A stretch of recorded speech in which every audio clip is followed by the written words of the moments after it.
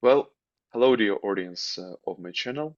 Today I have the privilege of presenting you a very special guest. His name is Jordan Hall, and about all of the guests who were at my channel, he might be the most difficult to be put in the box. That's why I would rather ask you, Jordan, to present yourself to my audience who doesn't know you yet, but I'm absolutely confident will be excited to learn about. Great. Maybe three aspects. So a big portion of my life, in the earlier period of my life in particular, was as a technology entrepreneur in the classic Silicon Valley mold. So I built a series of tech companies in the beginning of the internet age, took them public, and retired from that in 2007 when I was 36 years old, I guess. Um, I have continued to participate in that world, but more as an investor, a board member, as an advisor. But I have some cycles where I'll pulse into it meaningfully and then pulse away. Then the second chunk, which was maybe 2009 to 2022, was the world of being a highly undisciplined, um, largely self-taught polymath with an orientation towards the big questions, in fact, that we'll talk about today. Things like the Metacrisis, the nature of civilization, the relationship between technology and culture, and things like that, where I met a large number of really interesting people and learned a lot of interesting things. And then the third aspect, which is the most recent, is that I was baptized and have become I would hope to say at least deeply committed and meaningfully disciplined, though not well disciplined, Christian in October of, not this most recent October, but the year before that. So quite brief. And this has been a significant piece, as you might imagine, um, largely consuming piece of my life for that period of time. Could not have done it better for sure. Uh, I guess, yeah, let's just jump into this big topics. You already brought it up. Uh, I personally find your idea of metacrisis uh, maybe being one of the most eloquent ways of describing just the current state of not just the Western civilization, but I would say the capital C civilization. And could you help me and my audience understand them better? So, what is metacrisis? How it's different from all of the other things we've experienced before, and maybe why now? Uh-huh. Okay, so I'll kind of walk up slowly. The first thing is just to notice the idea of what is a crisis. And this is from the Greek sense of something that cannot continue as what it is. So there is usually a process or a state of affairs where there's something about the nature of that state of affairs and the nature of the context of what's happening where a qualitative change is going to occur. Pregnancy is a crisis. There's a period where birth will happen, and that is a transition where the woman is no longer carrying the baby inside; she is now nursing the baby outside. So, crisis. And then what we've noticed in the world now is that there are crises happening all over the place, and some have come to call this the poly crisis, or the multiplicity of crises. And you can look sort of under any rock you'd like to. There's crises in finance and economics. There's crises in birth rates. There's meaning crises and psychological crises. There's political crises. There's ecological crises. There's all sorts, right, all over the place. And some of these are, in fact, overblown, but many of them are underreported. And they are all happening and in some sense are continuing to proceed. Now, the next move you can make is noticing that these crises are almost never independent. So, for example, we witnessed that the real estate crisis in the United States in 2007 spilled over into a series of financial crises around the world, but those also spilled over into political crises, right? Or spilled over into even coordination crises that caused the COVID viral crisis to become worse because the political crisis that had preceded it reduced our ability to respond to our environment. Right? So you now have one level up, and then one level above that is where we begin to talk about the meta crisis, which is to say, are there deep things that are closer to the root, that are themselves the profound foundations that are shaking, right? So to use the visual metaphor, if we're all sort of standing on a platform and we notice that everything on the platform is shaking, we might say, hey, everything on the platform is shaking, all of these things are under crisis. Or we might wonder, wait a minute, are we standing on a platform that's on a pillar and the pillar is what's shaking? In which case we need to be looking down. And that was the work that I and a number of people underwent from about, again, 2010 to 2017. And the answer, as it turns out, was something like yes. There's a relatively compact set, not one single point, but a relatively compact set of deep events that are occurring now, that many of which are actually predictable. Like you could say, given a proper theory or set of theories about the nature of, say, civilization, what might we expect to occur? And that these are producing the polycrisis events that we're seeing. And one of the consequences of that, as you might imagine, is that if you try to address the set of problems at the polycrisis level, at best you're playing whack-a-mole. And in point of fact, you're usually making things worse because a solution that will be affecting a subset generally produces spillover effects into areas that you're not paying attention to. So if you want to grasp this at all, you have to find some way of grasping it at the most foundational level. So metacrisis. How's that? That sounds great, and it brings me one question and one comment. I will start with a short comment concerning the idea of crisis. The idea of crisis is something which cannot continue, but also I think there is an important element of revelation in any crisis. Mm. Crisis as a process always reveals something. And in that sense, I just think it kind of strengthens your arguments that we are in a process when many things which we took for granted are not for granted anymore. It reveals maybe that we are not what we think we are, or like we don't function based on the principles we say we are functioning. And this kind of constructive revelatory element of pain or suffering or destruction, which is usually associated with crisis, I also think is happening right here, right now. In a way, it reminds of this Deuteronomy, like when it says that crisis effectively, you can say that crisis is a moment of choice. It's like, if you Mm. remember that there is a verse, I have set before you life and death, blessing and cursing. Therefore choose life, that both of you and your descendants may live. And you can say that every crisis on a different level presents the same choice. You can choose life, you can choose death. And that's why I think it's important exactly to talk about it right now when we live in a moment where I still witness for the last, let's say, 3 years, more focusing closely, exactly this whack-a-mole game. I think it's a very beautiful metaphor. So attempts to trying to put new wine into the old into the old sack. So again, using the biblical parable. But my question would be very straightforward. So what is the pillar? You mentioned that like everything is shaking, platform is shaking, and maybe it's the pillar which is shaking. So what do you define as a pillar? So what do Mm. you think is shaking? So there's at What least, revealed to you? So sorry. yes, I love this. Yeah, what is revealed. And by the way, I agree. I think all the points you added there are very good. So yes. Let me see. Okay, so there's three things that are at least somewhat independent. One is that as it turns out, civilizations have cycles. And there's lots of people who've written about them in different ways, but the bottom line is civilizations have cycles. And our civilization, I'm going to put that in quotes for the moment because we'll need to dig into what I'm pointing to there. But our civilization is nearing the end of its natural arc. Right? So it is sort of past senescence, or sorry, past maturity and is in senescence, or in fact, I would argue is actually undead.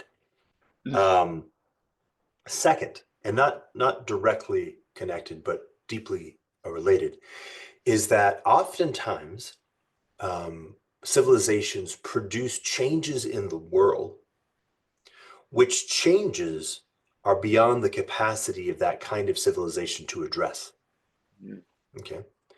And so for as a simple example, I mean, there's many examples, but as a simple example, we might say the state of the world's capacity to perceive and activate peace in 1945 mm, was not equal to the novel capacity to destroy the world in the context of nuclear war. And so that civilization, which was sort of the holdover of the Victorian British Empire, had to innovate an entirely new capacity to mm, respond to this new possibility. Like there's no such possibility prior to then. So civilizations sort of went their way without having to deal with it. This new possibility was something that could not have been addressed at that point. And so the category of the international order or the global order had to be produced in some fashion, which we saw, to be able to address it at all. And by the way, sort of nip and tuck, right? It wasn't obvious that it was going to make it through. It's still not obvious. mm, Um, and this happens all over the place. So some classic examples are, for example, just population. If a civilization is very successful, the population grows, but the population's growth produces a wide variety of different consequences and very complex consequences, which at some point will outstrip the civilization's ability to continue to maintain itself. It's cybernetic, autopoetic feedback loops.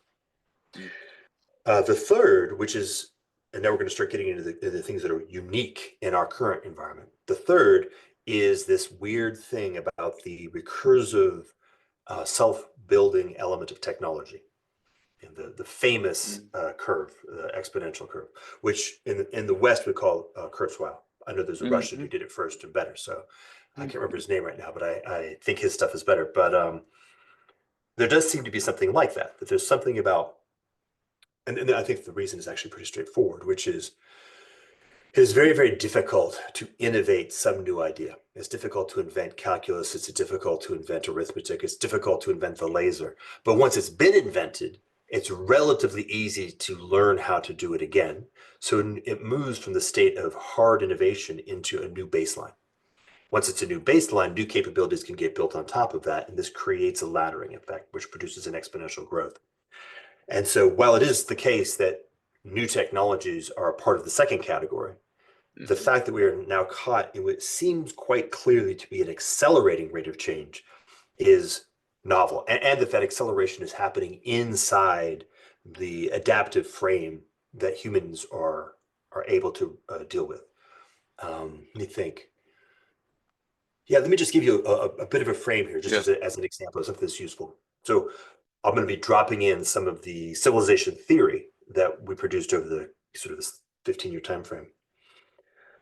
If you're living in a world where the world that you live in, I mean this largely the physical and technical world that you live in, is effectively equivalent to the one that your great great grandfather lived in, then a number of things follow. The first is you won't typically have any sense or any idea of progress. Right? You'll typically live in a mm, world that has a basic circular metaphysics. Seasons change, days cycle, people are born and die, but in some sense that death is going to be reconnected to a rebirth several generations since, something like that. And there will be no need, and in point of fact, no capacity to imagine your culture changing.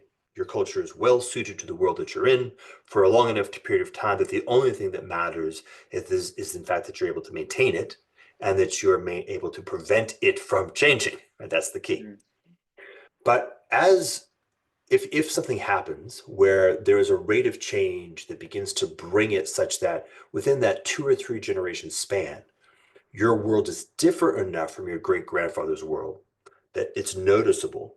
And there has had to have been some changes to the nature of how human beings view their world, view their role in their world, and respond to the world that they live in order to simply respond to the real changes that have occurred. Then you're in a different kind of world. First of all, there will be something like an arrow to time, something like that. First, it'll maybe look like long circles, but at some point, it'll begin to flatten. There's some sense of, hold on, we're going in a direction. It's not quite clear what's happening. And you will begin to have, culture will begin to have more going on at the software level, let's say, meaning mm, that it will be more programmable. There'll be more of a sense of methodologies, like the birth of law, like the mm, Hammurabi's code, having to actually have a sense that we are going to formally articulate the rules, which implies, by the way, that we can also edit or modify those rules. Whereas prior to that, why would you formally articulate it? They're self-evident and woven into the fabric of reality so deeply that it What do you even mean? That'd be like trying to formally articulate that when you drop a ball, it falls. That's a silly thing to do. And just to point out, you have a conflict immediately between these two set of laws, the laws which are self-evident and the laws which are written. Already known to Greeks, if you read Antigone, the famous Mhm. tragedy of Antigone, like exactly two set of laws. There are laws which are given by gods, and there are laws which are given by this king, and which law do I choose? Like very classical problem emerges immediately once you have this Yep. disruption, and you can even say alienation from like certain self-evident plethora. And now we are dealing with on a completely different scale. But go on, sorry, just No, this finish. is perfect. And so as you move into place where the magnitude of change and the rate of change starts to pull in such that your life is meaningfully different than your father's life, right? So this happened in the industrial transition, in particular in the 20th century, where your life is very different from your father's life, who is actually was very different from his father's life. So we're now actually getting intergenerational, what they call the generation gap. Yes. Whole chunks of culture are now subject to a necessary and b an inevitable transformation. But we have no methodology to actually hold that within any construct where that transformation is going to be, how do you say, less than random, like orderly. We're doing And our best, but who knows, right? Who knows what's going to work? You throw the birth control pill into the middle of an entire species that has been grounded on the fundamental iron laws of reproduction since the beginning of the species, and things are going to go weird, just weird. Uh, at best, weird, right? Hard to predict. And big. social networks effect kind of similar comes to mind, like Yep, absolutely. Or just let's just call it the digital as a big the digital. rock, big stone in the pond. And then, of course, as we move into the digital, one of the things we see is now the rate of change is fast enough and big enough that even inside a single human being's Mm. developmental life, like the world I live in now, is quite meaningfully different from the world that I grew up in ways that are palpable. And so, what this does is this has impacts on psychology, the kind of mind that can form and adapt and respond to the world that it's in actually has to be a different kind of mind. You have to be a mind, that middle period where cultures would maybe say 2 or 3 generations and would drift. This is a paradigmatic world. This is a world where we Mm. can build large scale cultural models that sort of look like pseudo reality by the third generation. But by the fourth or fifth generation, they're beginning to break. We have to have some process of modifying and transitioning, which of course means things like giant educational institutions, which can codify, professionalize, and regularly download paradigms on minds and convert human beings into things that can run paradigms effectively and become part of a paradigmatic machine. But as you move into the 21st century, the rate and magnitude of change is too fast for that entire architecture. And so we have to move into some novel moment. So that's one big gigantic chunk, but that's okay. That's a novel moment. We're actually in a point that is completely different qualitatively in the nature of what kind of human mind is necessary and capable of responding to the world that we're actually living in and living in more and more, and what kind of cultural fabric is able to respond and connect with that mind. That's an entirely new problem that we're in right now. Well, it is fascinating, and I don't even know where to start. Truth be told, reacting. One thing which definitely comes to mind is the whole technology element, which you mentioned, and uh, I think what we have to, I think what is questioned nowadays, and I think it's a little bit what you just talked around, is like we cannot no longer go on with the idea of neutrality of the progress or neutrality of technology, because that was Mhm. exactly the technological optimism of the effectively enlightenment, that technology is the good in itself, progress is good in itself, and any direction towards forward is good in itself. Nothing problematic, let's say, can really come out of it. Or if if it is problematic, it's just due to the backwards mentality, or like, usually it was against church, but in the 18th century, but the general idea was just like, people with backwards thinking. Nowadays, basically due to the acceleration and speed, it's clear that without direction, it's just we are entering into the overload. And I think Mhm. overload is a very powerful metaphor on many different levels, starting from an individual life who's too much change. It doesn't make sense. And we see this gigantic decline into effectively medicalization of human existence. Like I can Hmm. deal with the amount of changing chaos around me. There is no order. I can't control this chaos, so I will effectively numb my feelings, numb my perceptions, numb my reason. And it's interesting that in fact it was kind of predicted by Huxley 50 years ago, so you can effectively see that the trend was already there. And I think that's something very future you have to deal with. But then also, I didn't plan to talk about it, but I think when you brought this difference between cyclical and effectively linear, it really parallels with the Greek understanding of time, and they have cyclos and they have chronos, so cyclical time and chronological time.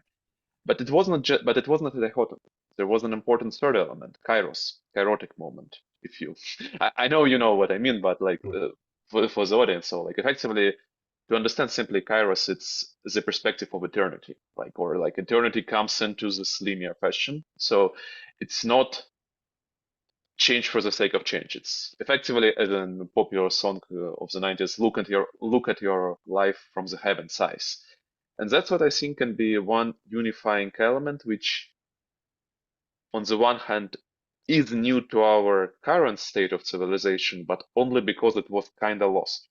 Because we are living in a very weird time, which we thought we can, and I do speak we, because I think it's, even though it originated in the West, it kind of became a global phenomenon. Like you can say that West invented it, but that this invention was accepted globally.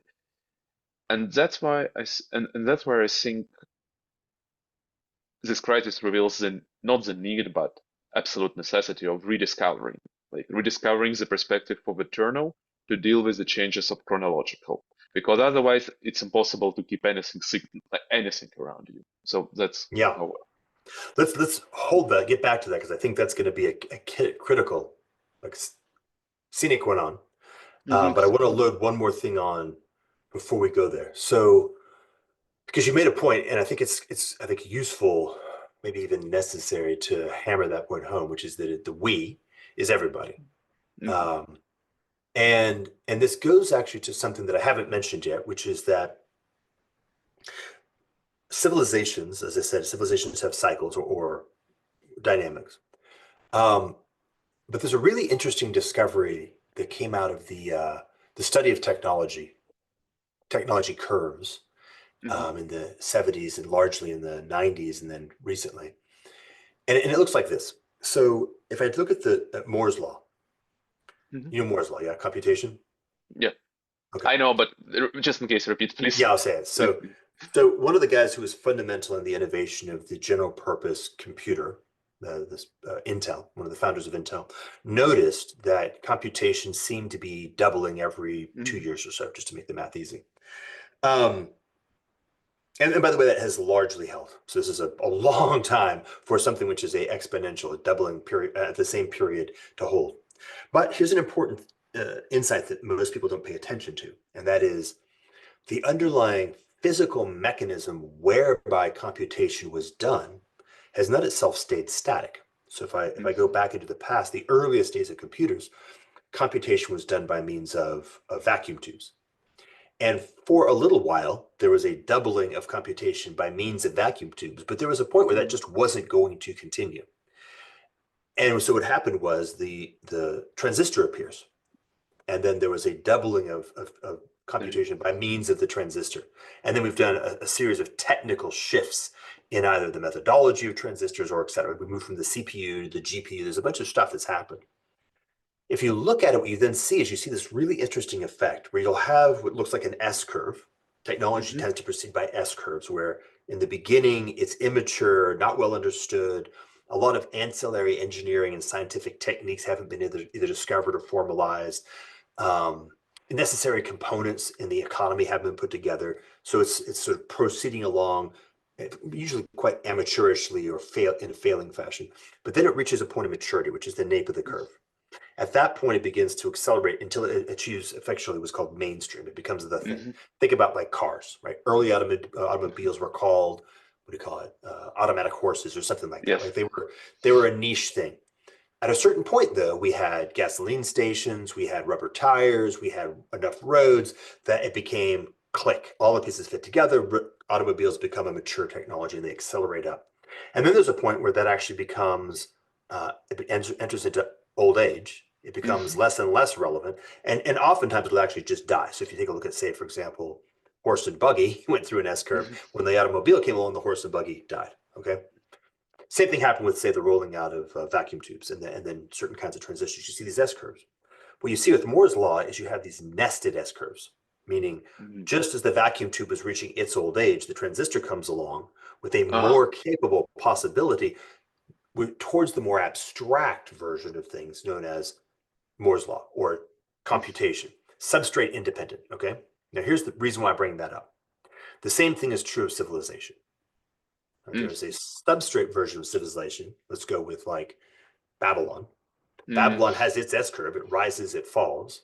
But there's something bigger going on where the baton of civilization itself gets handed down. Rome collapses, the medieval period arises. Right? Things just move.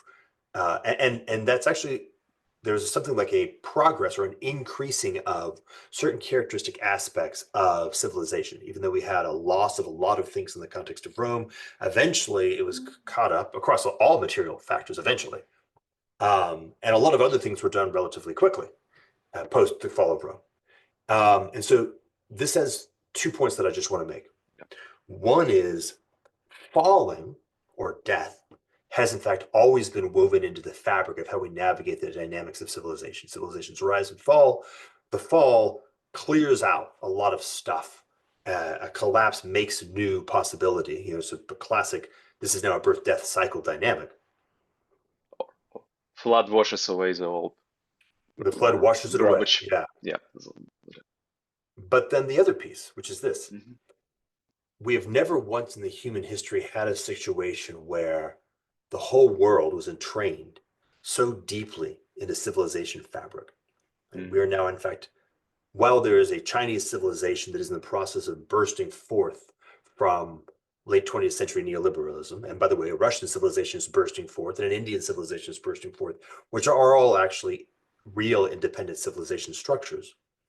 There is something about what happened in the late 20th century and the early 21st, where everything became entangled in such a deep way that the collapse of that civilization structure, and this is, I'm gonna hit two tones. One is, in fact, again, unique in human history. The magnitude, scope, and scale of this collapse is like, say, the Bronze Age collapse that covers the whole world. Just wanted to bring it up. Yeah, the Bronze Age collapse is the best, one of the better mappings. And the height from which we will fall, there's the height of that platform, is wildly unique. And we are so much further away from a substrate level of human endeavor than ever before that a fall of anything vaguely like a Bronze Age level fall or Roman collapse level fall is, well, you don't have any model for what that would look like. Most people who've tried to look at it relatively closely, somewhat systematically, have said, there's really no recovery. Like we just fall to 100 million people as just pieces just continue to break, particularly given how people tend to behave when big collapses tend to occur. But, all right, so here's the last piece, and then we can really move. But here's my proposition. I'm reasonably convinced, call it like 90% confident, that we're no longer actually even just dealing with a given S curve, but with the mother of all S curves is civilization itself. Civilization itself has been on an S curve since the Upper Paleolithic or the Agricultural Revolution, pick your poison. And it has been maintaining over a long haul through a variety of different substrates its own movement. And we're not reaching the end of a given civilization, but rather we're reaching the end of civilization itself as a form. Okay, then just straightforward. Well, let's dive into it, because I think you have to explain now what do you mean by civilization, why it's coming down to this curve. And I want to quote you from 2023. You wrote, "We are now for the first time in history at a moment where the core driver of civilization, brackets, the city, beginning to break down." I would love you to answer them or highlight two questions. So why the city is the core driver of civilization? What is so important about the city, and why is it breaking down?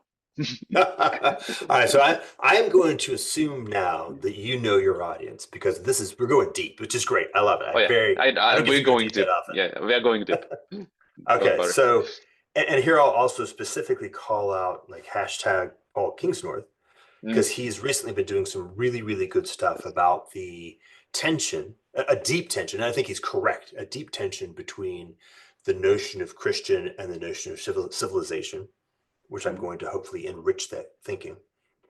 And most recently, the notion of Western civilization and Christian. Okay. So what do I mean by civilization? There's a lot of stuff on the outside, but I'm actually just going to focus on the piece that you put right in the center, which is this nature of the city. Here's the thesis. It turns out, it has in fact been discovered empirically that cities behave differently than the natural phenomena. So if you take a look at the way that natural phenomena look, there's roughly two classes. There are natural phenomena that are governed by the laws of thermodynamics, like sands from an hourglass or the freezing of water. And it's largely the dissipation of energy against some particular gradient, or stochastic, just chance, a couple of different basic curves. The way that magma cools and forms granite, this is that kind of regime. The second regime is largely the regime of life. And the regime of life actually has a very different set of curves to it. It behaves differently. If we look at, say, for example, the relationship between the mass of an organism, which roughly represents the amount of matter that is in the organism, and the metabolism of the organism, which represents the amount of energy process throughput that the organism uses, there is an asymptotic curve, right? As you double the mass of an animal, you don't double the amount of metabolism. You actually increase the amount of metabolism by 85%. So it becomes more efficient over time, for example. There are limits to it. Most of those limits are driven by gravity and the ability for large organisms to live. But it holds across a wide variety of different kinds of organisms. It holds for cells, it holds for rodents, it holds for lizards, it holds, by the way, for trees, it holds for forests. It's a profound thing. It even holds, interesting enough, for companies. Groups of humans operating together as corporations behave like biological organisms in this fashion of these kinds of curves. But then there's a third, which is only seen in human context, and specifically in the context of cities. It does show up in other locations briefly, but cities are really the canonical example. And what happens in a city, and by the way, this is constant across cultures and across time.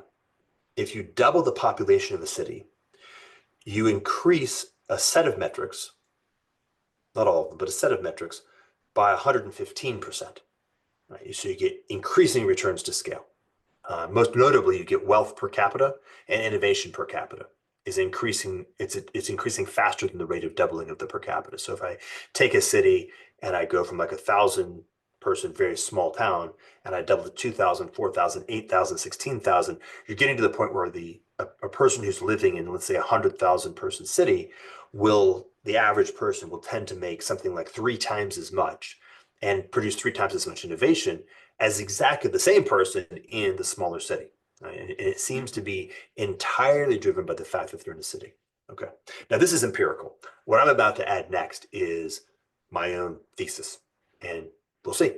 This is the thesis I'm proposing. Basically, the idea is that there's something going on in the way that minds are able to collaborate. Something going on in the say the transcendent that is different than what happens at the level of the physical or let's say even the immanent, the embodied. And that when minds enter into relationship with other minds, they are able to produce innovation, they're able to produce wealth, they're able to produce new insights on this basis of this exponential growth. This period doubling increases by 15%. Now that's an incredibly powerful engine. It's novel in the world, right? It's nothing else in the world seems to behave like that.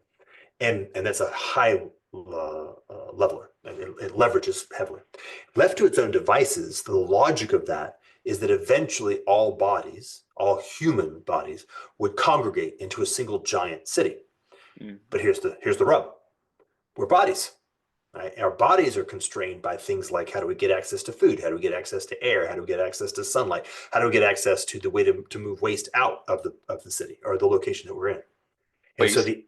I would add pardon? important element. Space. Simple Space, yeah, question of exactly. space. We are physically embodied in space and, by the way, in time, and so we are constrained by the nature and the mineral world of the previous two regimes as we're endeavoring to do this. So the problematic of civilization has been when humans became entrained to the potency of this collaborative power within the context of the constraints of their ability to actually concentrate people in collaboration. And so you take a look at a given city, let's go Rome, because that's the one I spent the most time on. If you look at it, you see three things that are very interesting.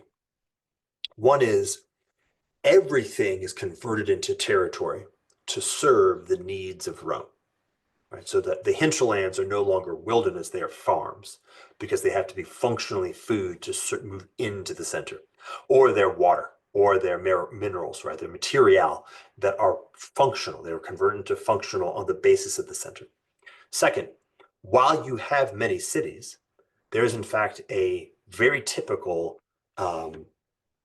most significant city at the top of the pyramid, and then a cluster of 2 to 3 cities that are below it that are roughly half its size, then a cluster of 16 that are below them that are roughly half their size, and they tend to be more specialized. And so in the United States, Chicago is kind of like a mercantile logistics hub. Los Angeles is an entertainment hub. New York is the capital. Now we moved the political capital, but that doesn't really matter. Typically. Yeah, typically. Not universally, but typically. Yeah. And then the next thing is that this continues as long as it can continue, right? So you basically have a gambit, you have a game or a challenge where I want to get as many people into a centralized location as possible. I actually have to distribute them into different physical locations governed by my technological capability, both in terms of being able to get resources in and energy out, and in terms of just the limits of my ability to put them together. So I have to convert them into functional adjuncts to the centralized system. But maybe just to illustrate, like here comes the roads. That's why every empire here builds comes the roads. roads. Yep, here comes the roads. And or canals, and or canal. eventually trains, right? And so exactly. So lacking roads, there's only so much I can do. Oh wait, if I smooth out the land and make it more level, I can increase my throughput back and forth. Oh, neat, Yes. right? Awesome. If I can bring water in, I can increase the number of people who can be in. Neat. And that's right? So why what happens is viaducts. Yeah.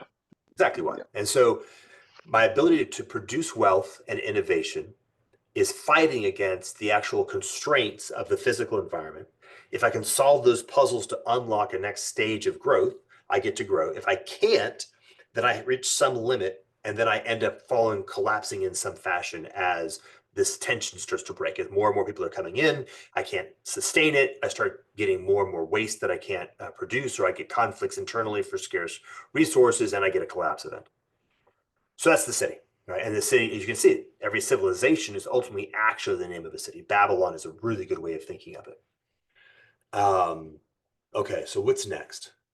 Just before we move next, I'm sure you've thought of it, but just again to my audience, what you've been describing while you were describing this, I could not get rid of a feeling that it was sophisticated, scientific, and eloquently put in technological language, the story of the Tower of Babylon. Just to be very clear, like Yes. it's like it can be summarized in 6 paragraphs as it's done in Genesis, but effectively it's the same principle. You have multiplicity, Yes. like it comes together. This multiplicity produces technological innovation, the bricks as it is in the story, and we can see that all technology is in a way form of a brick for us. Mm-hmm. Then it goes on and on and on and on until it crumbles effectively under its own weight. But here, yeah, like I have a video with Richard Roland on the channel actually too about the Babel, and there are many, many, many layers to it, and maybe it will be useful for us to talk about them later. But I just want to point out that the problem itself, maybe the scale of the problem nowadays, it's pretty big, but it's interesting that in our stories, the problem is already discussed on this scale, like as the biggest imaginable unity. What would happen if the biggest imaginable unity comes together? So Yep. just one. Yeah, I think this is absolutely correct. And so, as I have entered into the third phase of my life, let's say, I can read that story and go, oh, right, oh, and it's for me very nice because I can point to the world, let's say scientifically, historically, and go, yeah, that's actually this is not just a really nice symbol. It is in fact I can really concretely say here's examples of how it operated and operates. Okay, and so but here's the key point. And the so I'd like to say to the King's Northian side of things, which is culture and civilization are not the same. Right? They're in fact distinct. And it is not obvious, nor do I think it's in fact, I would say that the logic of the model that I've been producing is that, as I said, civilization as a form is coming to an end. We're actually reaching the end of that entire arc. And let me explain a piece of that, like just a small piece. Yeah. Remember that in the beginning, the proposition was that there was a tension between the generative capability, the exponential collaborative capacity that emerges when you get minds into collaboration, and the challenge of embodiment. Okay. Well, of course, over the last few years, and particularly over the last sort of couple of decades, the power of the digital, among other things, has enabled more and more and more of us to do what you and I are doing. I don't know if you've noticed, but we're not in the same room. We are, in fact, unfortunately, but we are not. I would prefer, but I would prefer. It is preferable, but here's the key. It makes a difference. We are collaborating. Our minds are in some meaningful degree of communication right now. A lot better than if we were just texting back and forth. Maybe a million times better than if we were sending letters back and forth, because the rate is much faster. I can see your facial expressions. I can hear the tone of your voice. And so the critical points of what enables collaboration to occur, which is still embodied, but now we're embodying it in an increasingly ephemeral form, which means that the center of the city is moving, and I'm just going to assert this, the center of the city is moving from the place where human bodies do human body things into the virtual. And I would argue that we've already moved that center or are very close to the moving of that center. And when that occurs, it's very interesting. I think, in fact, it's ultimately really, really good, though by no means not fraught. It is fraught with risk, but is nonetheless very, very good. And here's the shift. Once you have liberated the body from the tyranny of being forced into unnatural proximity, right? The city is a deeply unnatural proximity. Yeah. It's not healthy for human beings to be in 10 Let's just million highlight it, cities. because I think that was kind of missed in the previous statements. Yeah. That city itself is not natural, like No. as an not as an idea, but as a phenomenon. Like we are biologically and socially are not really meant to live in the cities, and that's why, again, it's interesting that in scripture, city has this very ambivalent role. Like Abraham leaves the cities, like, and there is a constant call, like, exit the Babylon, exit the city. Like, so there is all, like Book of Exodus, like, so there is always this tension of it, and I don't think it's on empty spot. And your line of argument is another way of highlighting why there is an internal tension of certain need to exit the city. So yeah, and there's many, right? The psychological, the physiological, and the spiritual consequences of the city are profound and almost entirely negative. But the material benefit of forcing people into that space is very powerful, and so right, we've kind of been imposed under the tyranny of that. But as soon as that center moves into the virtual, it's like, imagine if the sun somehow just disappeared and the planets were no longer governed by the gravitational pull of the sun. Somehow we were able to maintain warmth. But just look at that, think about that from the point of view of physics. Right? There's some new center, some new gravitational center that's going to ultimately become that which governs maybe Jupiter, or maybe the planets disappear. But the point is, in our case, in fact, a new center has emerged. The new center is now, however, beautifully pulling in two different directions. One direction is human beings are going to be doing what we've been doing, which is finding ways to get better and better at entering into collaboration in the virtual, which I want to tag that and come back to that in a second. And however, we then are now going to begin noticing more and more that we're becoming liberated to reorient our physical bodies in natural contexts. And so we'll begin to actually live with our families, for example, form extended kin groups in places where everybody actually feels like the place they're in is a good place, taking responsibility for the natural environment we're in, because that's just obviously good from the point of view of beauty, from the point of view of health, right? And by the way, noticing something like continuity again, will be sort of reestablish a sense of timelessness that is still in time, like time and timelessness connecting properly. We're almost getting back to that point of eternity in Kairos. Um, and we're already beginning to notice this, and my proposition is that we will begin to notice it more and more and more as the legacy inertia of urbanism begins to fade, and as more and more and more people are able to move into places that more align with their more natural proclivities. We will notice things like their birth rates will go up. Mm. Just as simple as that. Like, just run the math on that.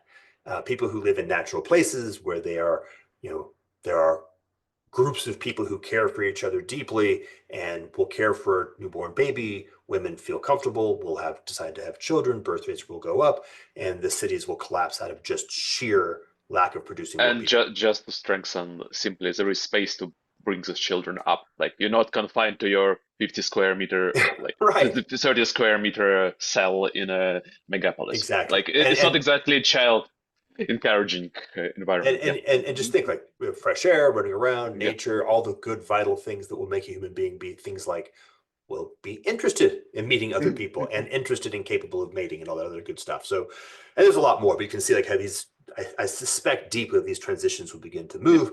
And then, the key challenge is, how do we hold these 2 points in proper harmony?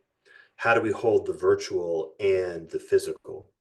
Which I think now we can say, how do we hold the transcendent and the immanent Mhm. in proper harmony? Becomes the question. So I would argue strongly that we are, in fact, just flat out at the end of civilization under the terms of its own logic, regardless of anything that we would like to do. That's just, we can't help it. We're just at that stage. But what that looks like is very much open question. Huh. Well, several thoughts immediately come to mind. One, I think, is crucial that, from my perspective, on a philosophical level, we do have an answer. Like it's old answer, but I think it's answer to be rediscovered. And you mentioned the tension between effectively virtual and material, I can say, Mm-hmm. and the true bridge answer. And in my opinion, not just in my opinion, here I'm just repeating effectively what is well known in Orthodox theology, and like it's the antidote to both, because virtual is not real enough and material is not spirited enough, is symbolic. Mm. Like symbol is something which you embody, like the problem of embodiment. So giving the immaterial meaning, because all meanings are immaterial by nature, to sense meaningless matter. And that's exactly what our human, if you want to say superpower or calling or duty or cross, was from the very beginning. We are meant to give exactly the meaning to the matter, and to connect heaven and earth, like if you Mm-hmm. want to push it even further.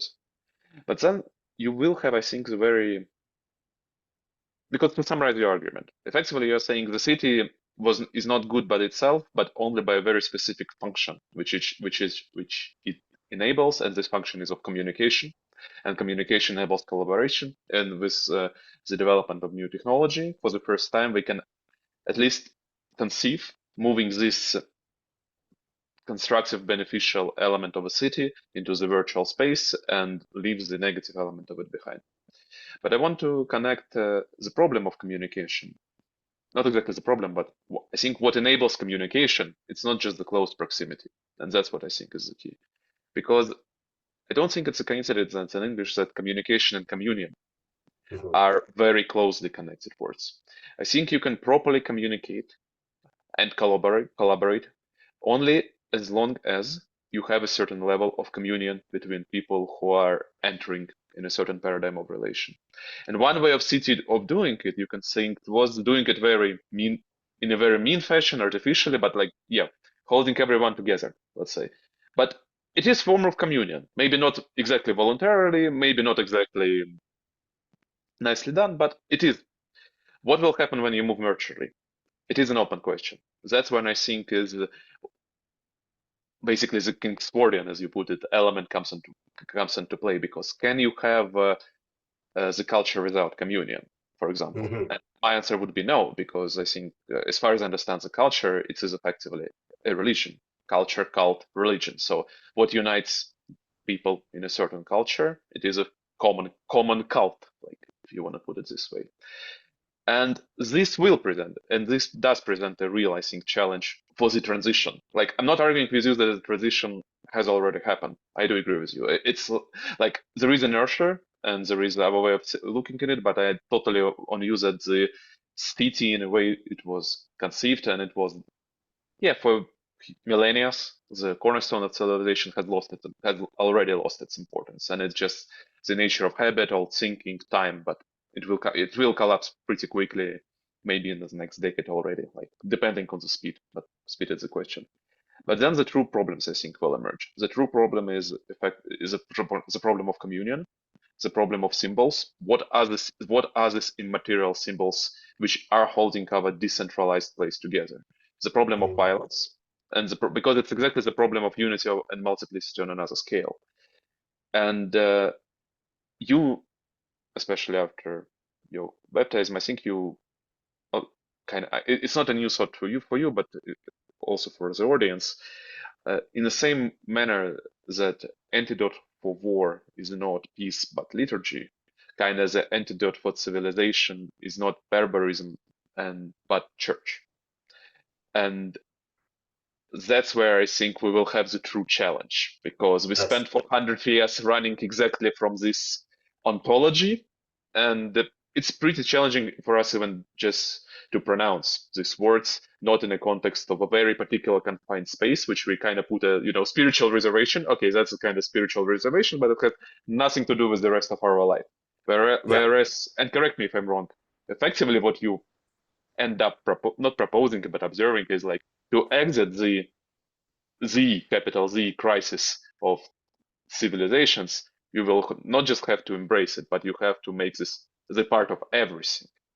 And Yes. that, Yes, I think this is right. So this is, I think, quite beautiful. I don't know if you've noticed, but we've actually, in our conversation, we've actually moved through these phases. So now we're sitting in the Christian phase.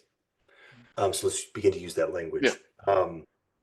So one of the things that I have noticed in the nature of how the adversary or the serpent operates mhm, is that he tries to give us back the thing that he has taken by his own means.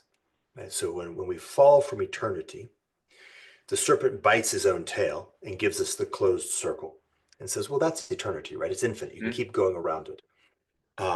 Similarly, the alternative to, say, true communion, which is what this particular version of the adversary can give us, I call temptation. And so okay, communion is when a multiplicity is in fact brought together into a well-integrated unity, a proper whole. Temptation is when a bunch of pieces are put together, are brought together into a non-well integrated whole. Like a simple example is like um, a snowball or even a sandball.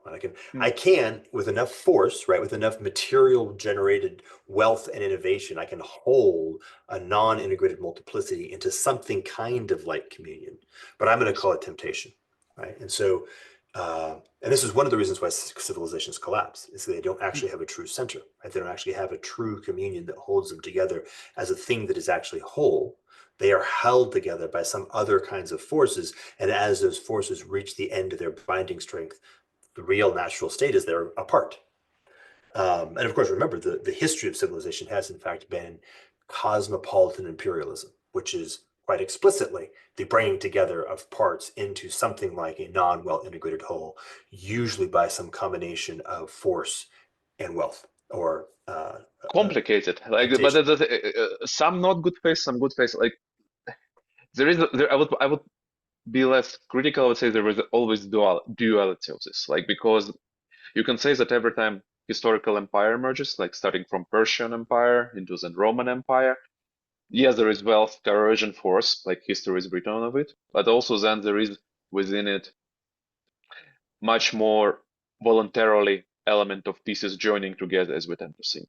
Like there is a very internal dynamic of like things trying to fall apart and things trying to not fall apart. And yes, Mm, what you are saying does play a role all every time, but it's not justice. Like, because when you bring roads and you bring this infrastructure, it's not just this, you keep the cities together, but Yeah, you exactly stopping the, let's say, three kingdoms fighting each other. Like there is this, like now we all this now is there is true. an Yeah, emperor over us. Like but it was effectively the Persian model because all continental empires are built over it. So how that why Cyrus is the Great? He stopped the internal squabbling and created the empire. And this dynamic, I think, is very important to keep up in mind. Like when beautiful. we're And I'm going to propose that this is ultimately grounded in the Tower of Babel, right? Because Cyrus is the great, right? Cyrus is, yes, by means of human ingenuity, human will, human design, producing something which is a simulacrum of communion that does throw off a very large number of benefits, not the least of which is something like lowercase p peace and yes, lowercase w wealth, all of which are real, but all of which are also separate or different from what the King of Kings is proposing, right? True yes, communion. And we could do this. There's lots of different variations on this. You can also talk about the difference of like capital J judgment and accusation. Judgment brings things into a proper balance, separates that which needs to be separated. Accusation breaks apart things that in fact should be together. So I think this is, and so let's say, so there's a mania. Is that right? Yeah, there's a certain mhm, mania. It is actually perfectly identified as a mania to the degree to which humans, particularly ones who identify as or endeavor to be great, even if they don't think of mhm, themselves as great, endeavor to produce this kind of pseudo communion by yes. means of human skillfulness, technique, methodology, which, by the way, of course, then means on the right hand shoulder is in fact the adversary, then they are ultimately participating in the same sensibility of the Tower of Babel. Uh, have you read I imagine you read the Goethe Faust. Yes, yes, I've Yes. been thinking about him a lot in the past few days, actually. Well, it is exactly the story. So you're trading your reason, like in the very beginning, like basically you're getting the power of you're trading your soul for the superpower of reason over material reality. Yeah, And in the second half of the book, which people rarely read because long and boring, but by the end, like it's interesting that what he ends up is a megalomaniac civilizational project.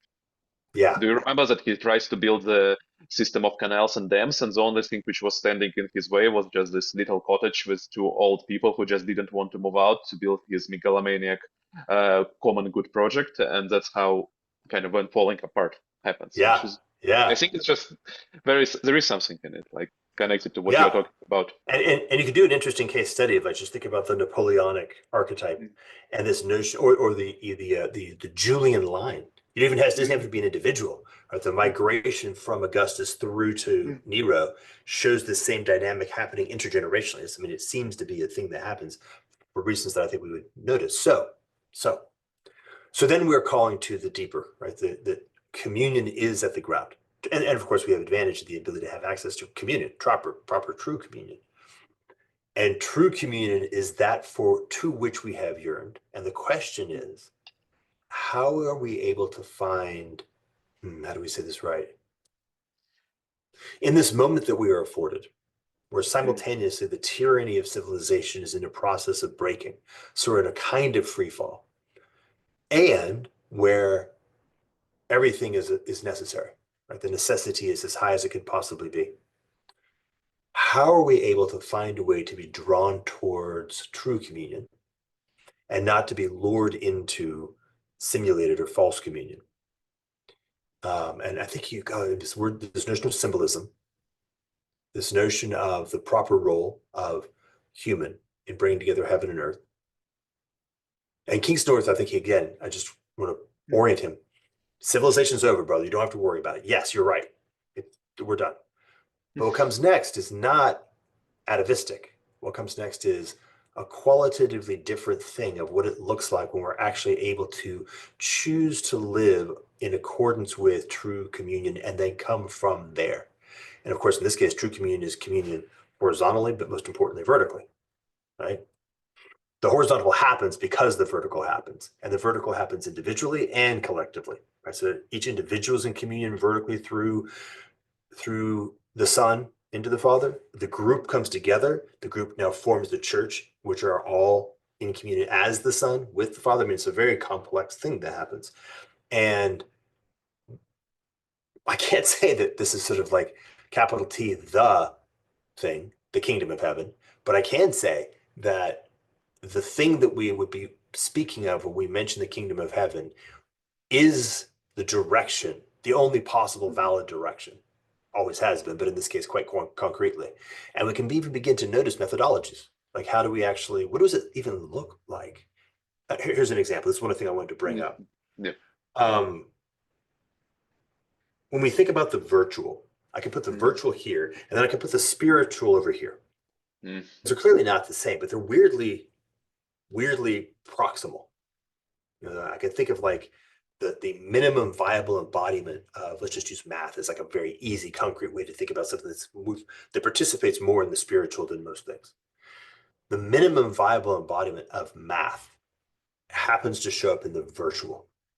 I can take two numbers and I can add them together in software, right, in a computer, okay. or frankly, even just in my head, but in a computer Hmm. particularly.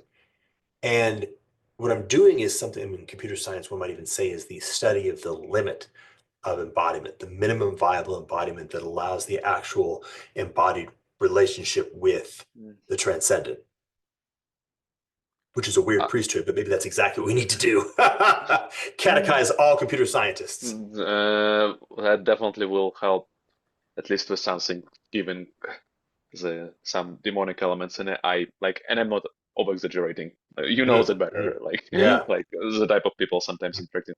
No, I just want to come back to it and suggest like the way I understand it. Exactly speaking about the difference between virtual and symbolical. Like what is the connection and where the difference happen? And it is linguistic, so maybe you will the Uh-huh. principle you can agree with the principle, but try to explain differently. To me, when I try to explain the difference between virtual and exactly, let's say, spiritual, is if virtual is both are immaterial. What I think is very important, like what is the common parameter between them, is that they're both immaterial. It is true. But where the difference is, at least in our understanding and in our treatment, we treat virtual immaterial, at least we claim to treat virtual immaterial, it's something not real enough or not real at all, whereas spiritual is supra real. It is Mm. beyond real. So both are immaterial, but it's kind of the choice. You can move into illusion, simulation of reality, which by definition is not reality. Simulation of something is not the thing. So simulation of reality is not reality. Whereas spiritual and is it's more than real. It's real beyond real, if you want to put it this way. And I think here comes like practical solution, what we have to do, and collectively and individually, etc. Right at this stage of flood, I do agree we are in the process of flood of the city turning into maybe Sivium as you propose, maybe flood will be longer, not know yet. But at this stage, it's important to look for the right words. Like that's an old Hmm. principle, because I do think we have on a linguistic level a lot of mess, to put mildly, not being even able to properly converse about the most quintessential matters. It is a big challenge. And here, rediscovery of the language of old is actually helpful, because the more you go into the tradition, like especially of the first Christianity of the first millennia, the more you read the writings of Saint Basil, Saint Maximus, and Gregory, you would be surprised how they're talking about exactly the same effectively problems we are talking right now. Like, yes, the language Mm. sounds a little like quite differently, but once you move past beyond your first, let's say, reaction, you would see it's much more close, and that's just as an experience of people since writing about these not material but super real things, and that changes your understanding. Okay, so notice we're actually doing, again, we're becoming self-referential, and I think we can Yes. combine things really beautifully. So, um, language, okay. Yeah. And the medium of expression, that's actually even a better way of putting Okay. it. So if Hmm. I'm reading Basil, Hmm. I am communing with him by means of a medium of expression. That medium of expression has at least two elements.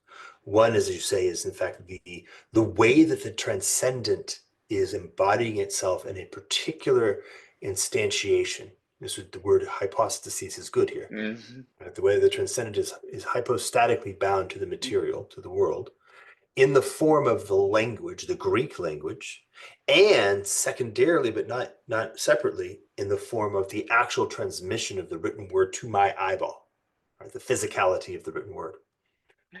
And may I, and the third, there is a third, and the third is you. It's a matter Yes, of perception. And that's yes. what it's a matter of a subject, because I think that's one topic we didn't talk yet about what is crucial in this transition is the whole re-understanding of the problem, not problem, but the reality of the subject, because it's how you perceive certain things. It's very ironic that we live in the age which pretends that everything is subjective, but effectively there is no real place for subject. There is no true recipient like of this. Yeah, yeah. Well, let's do it just right now, like right between Yeah, us. This is perfect, right? So yeah. you are a subject. I am a subject. What we're trying to figure out how to do is to come into a relationship of connection at the level of the transcendent subjective.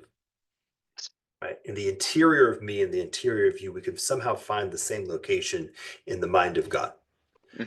We're having to use this virtual medium, which, by the way, now has this really interesting characteristic of being, if we were in the same physical space, we may actually be still saying we're using a virtual medium, using Yeah. air and light and sound to orient our physical bodies as instrumentalities of our will, soul, and spirit, ultimately allowing us to orient at the level of our spiritual into connection. And there's something about that, like liturgy, that is liturgy. That is liturgy. That's all liturgy is Yeah. that.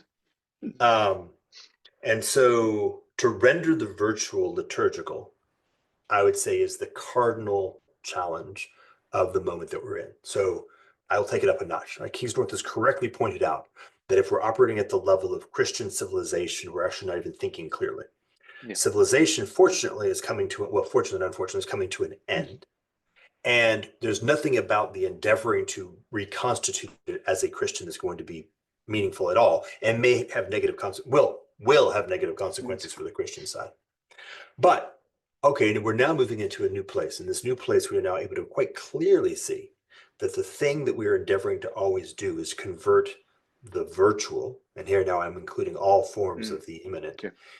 into the liturgical, because the Yeah. effort is always, as you say, and your arrow is exactly right. If our arrow is pointing down from the spiritual to the embodied to the virtual, then we're moving towards the less and less real.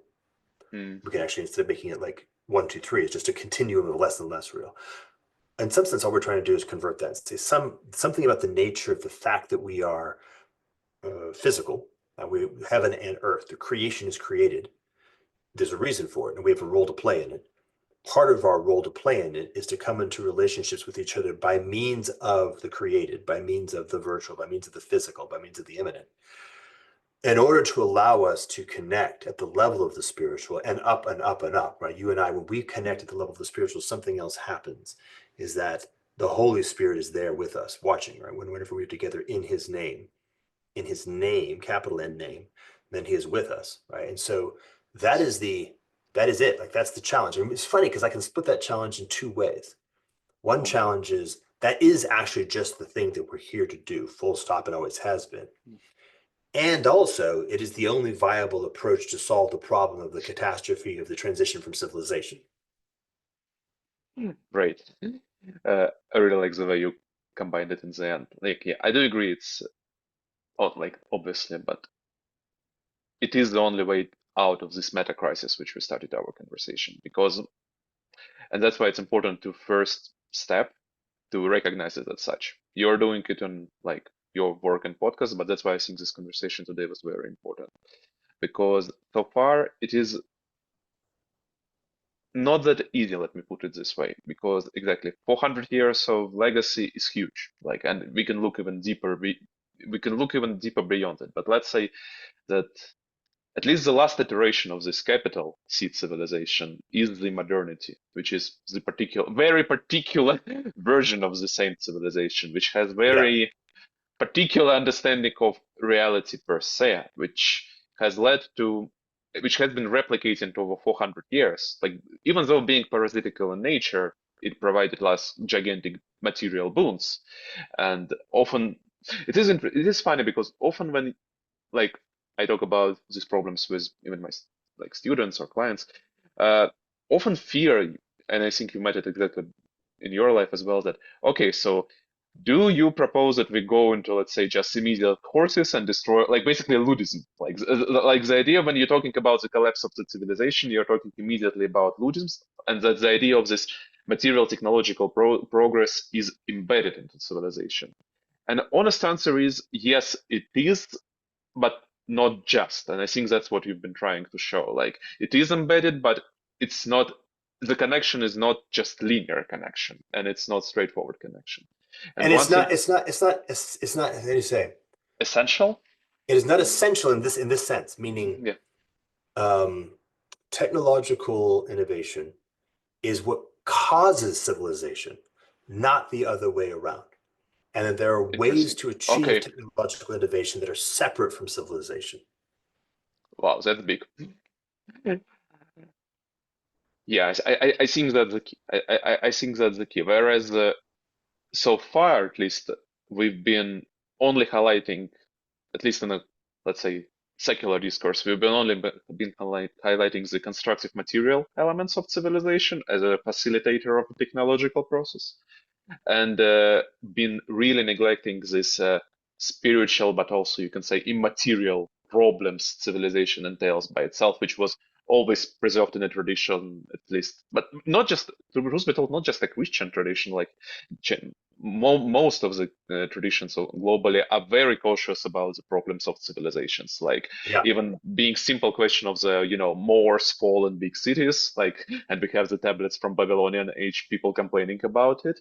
But even on a bigger level, because there is a certain, like, we didn't go deep into it, but there is a certain price you have to pay in a city of exactly, uh, effectively nominalistic price. You need to atomize yourself, like nominalism. You know Nice. what nominal? Nice. Yeah, Yeah, yeah, absolutely. yeah, But that's really yeah, a good phrase. The nominalistic price is beautiful.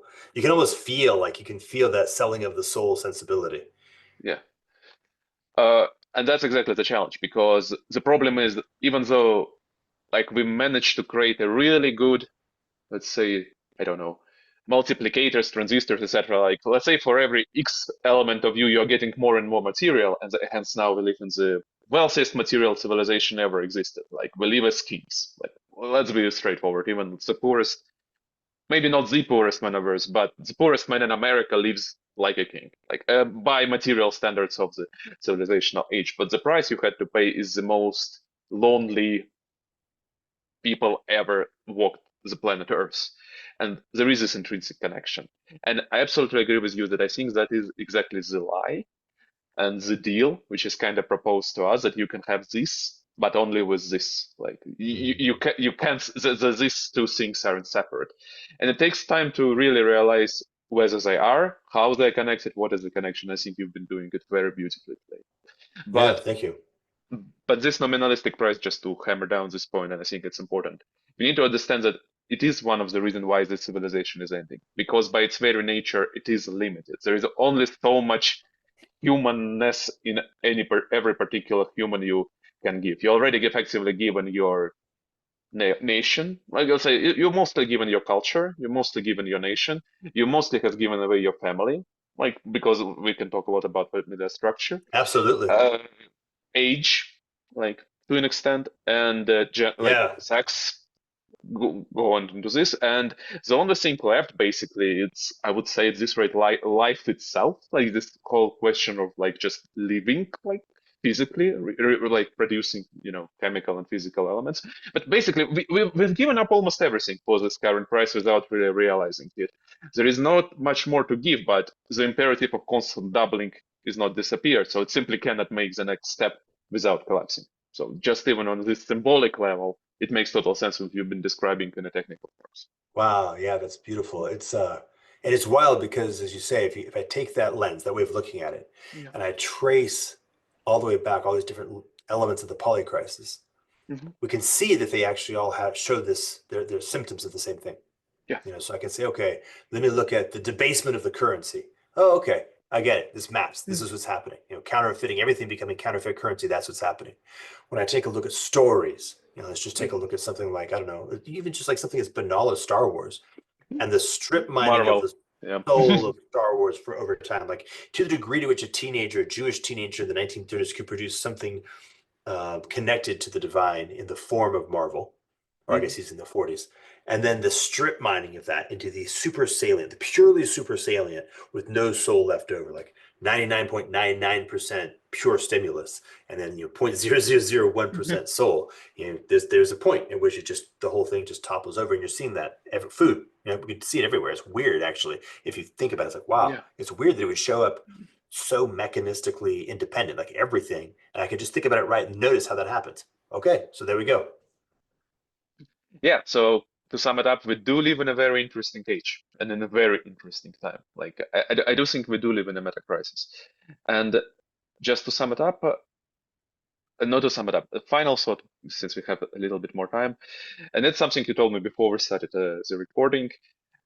To end it on a more positive note, I do think if there is one big spark of positivity in all of this mess, is that we do have appetite and what is even more important, maybe, or equally as important, capacity to at least look beyond this, let's say, puzzle, Mm. the presented unescapable puzzle.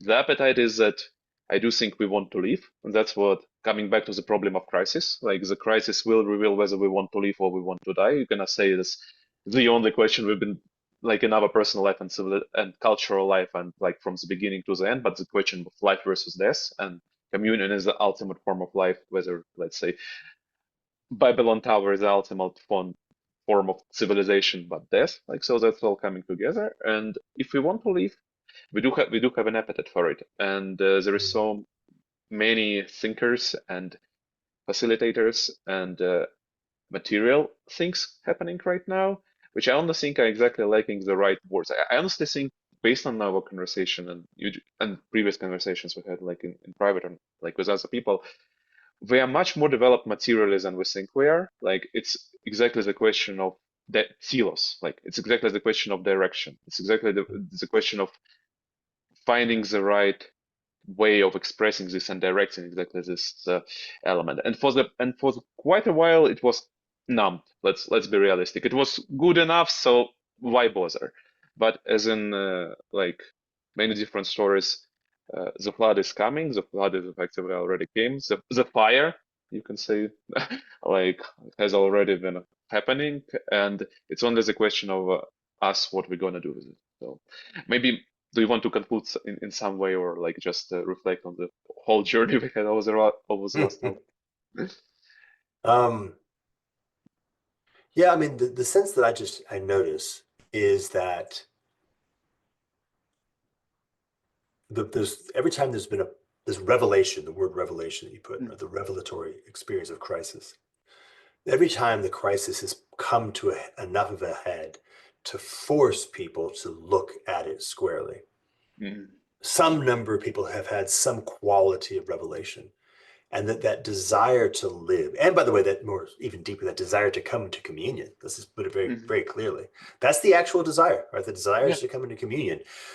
We've been turned upside down, inside out, and been put in blindfolds, and somebody's lit a fire over there to make it feel like that's the sun. But the reality is we desire communion. And as the crisis comes to a peak, more people have some set of revelations that orients them towards trying to find their way back onto the right path. And that's the good news. Well, it is. Thank you very much. I think it was absolutely fascinating and wonderful topic, conversations, which we only touched the tips of the iceberg, but I think the very fact that we had it, and I'm really grateful for you to coming because exactly, I will be honest, a little bit of your background because like of this big tech, very what we consider to be the most modern and even super modern postmodern man, and the very fact of you talking about these problems in a manner you do, and understanding them and reacting towards them is in effect symbolic. Like it is in effect symbolic, like that this personal journey of reaching to a certain height, but also it's kind of in a way the certain low, and Hmm. effectively making the certain jump through it. Like as a symbol, just to finish, like I think it is very symbolic to the whole Metacrisis and my personal story and your personal story thing. Remember that in Dante, but I think it's one of the most fascinating uh, small details in the whole story, that the exit from hell is on its very bottom. Like it's effectively Hmm. right behind the Lucifer's, like the ninth circle, and then the Dante ends up being walked into the purgatory. Well, I think in a way, like what is happening right now is a little bit akin to this story, Hmm. and then it is positive element to it. So thank you very much for coming. Yeah, really delighted. I'm really excited to see what happens as a result of this conversation. Well, hope we will have more. That would be very, very That'd be beautiful. great. All right, brother. Okay.